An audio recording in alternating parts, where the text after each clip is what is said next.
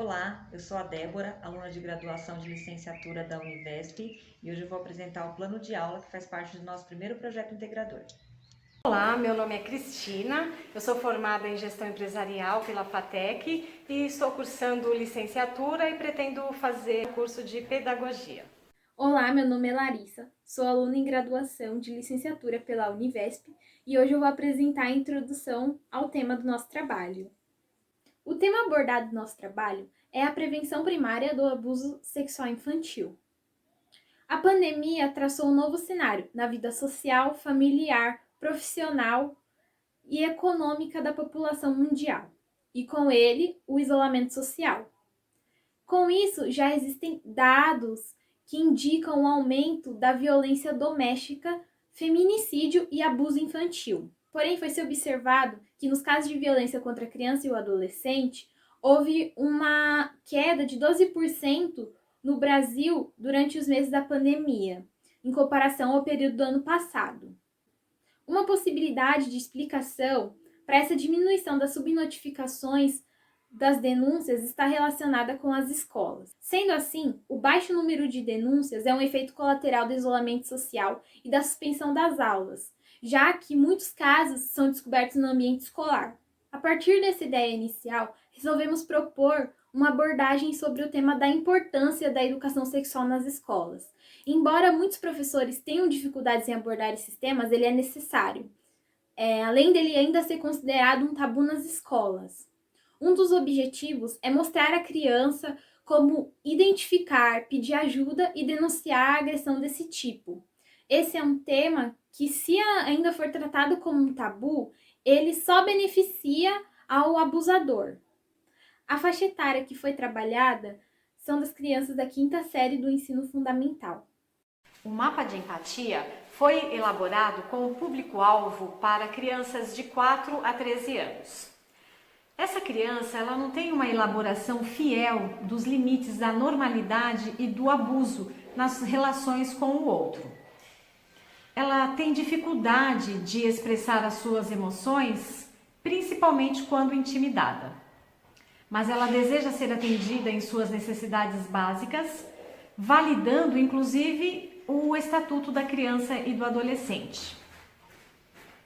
Ela precisa de orientação e aprendizado sobre os limites do próprio corpo e sobre a sexualidade.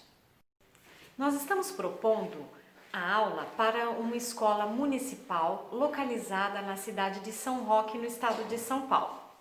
Nós fizemos uma entrevista com o coordenador da unidade, que gentilmente respondeu algumas perguntas que fizemos. Ele nos informou que não existe um trabalho preventivo na rede e que, em caso de suspeita, a direção é que fica encarregada de fazer uma investigação melhor e levar o caso, se necessário for, para o conselho tutelar. O coordenador mostrou interesse em colocar esse projeto em ação, provavelmente a partir do próximo ano. Ele também nos deu a sugestão de adaptar as aulas não só para o 5º ano, mas para todo o ensino fundamental. Ele é um profissional que já está há 15 anos na área da educação e nós agradecemos muito o apoio que ele nos deu neste projeto. O plano de aula. O plano de aula desse projeto integrador, ele foi elaborado inicialmente para contemplar os alunos da 5ª série do ensino fundamental na matéria de ciências. Claro, futuramente ele pode ser adaptado para atender séries iniciais e até mesmo séries do ensino médio e, se for a necessidade, abranger outras matérias. O tema escolhido para esse projeto foi Conhecendo o Corpo Humano.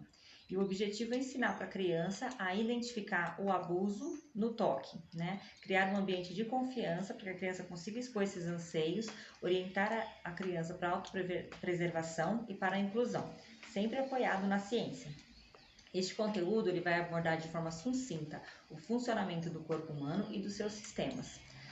Os recursos usados. Bom, os recursos usados vão desde os giz de cera e a lousa até os mais tecnológicos, caso eles possam ser fornecidos pela instituição, como projetor, tela de projeção. É a intenção também fazer com que a criança use papéis, cartolinas, lápis e canetinha. A metodologia que a gente vai aplicar serão aulas expositivas e também dialogadas, com uma mesa redonda para troca de experiência entre os alunos. Tá? A primeira aula, que é a primeira aula de 50 minutos, a gente vai usar bastante os recursos tecnológicos, caso eles estejam disponíveis, para a gente poder apresentar uma imagem do corpo humano, né? E assim a gente vai levar o aluno a conhecer um pouquinho do corpo dele e a funcionalidade, né? E vamos tentar abordar nesse primeiro dia o assunto de sexualidade também. Vamos abordar a importância do conhecimento do corpo, não é? E também como ele sendo algo que a gente precisa proteger, né? Não como ele, se ele pertencesse às outras pessoas, mas mostrar a importância e o pertencimento do corpo da criança. Para que a gente possa fazer com que ela tenha menos medo, que ela sinta menos angústia ou menos vergonha de conversar sobre isso e que ela não fique se reprovando e pensando que as atitudes dela é que estão gerando a reação do outro, né? Aula 2. Para a aula 2, nós vamos sentar com as crianças numa mesa redonda para facilitar essa interação e esse diálogo entre os alunos e os professores e também com os seus pares, né, os colegas deles. A gente vai levar um questionamento aberto, como nos sentimos? E vamos distribuir os papéis, as cartolinas, para que a criança consiga desenhar e expressar seus sentimentos. Muitas vezes ela não consegue falar nas palavras, mas ela consegue expressar através de desenhos. E aí o professor consegue captar se a criança está sofrendo algum abuso, não necessariamente o sexual, mas às vezes a repreensão de pai ou de mãe, e ela consegue exprimir isso através de um desenho, e o professor, se ele tem essa identificação, e ele tem essa abertura na escola. Vou apresentar agora as considerações finais do nosso trabalho. Nosso objetivo principal era fazer com que as crianças tivessem consciência do seu corpo, né? E consciência de que toques são bem recebidos, né? A gente não pode esquecer que existe carinho, que existe o toque sem maldade. A criança ela tem que saber onde, como poder acontecer isso, né? Segundo lugar, a gente tem em mente que o professor, a escola, é o lugar ideal para isso, porque muitas vezes o ambiente familiar não propicia, não tem escuta. Então, o professor, ele acaba virando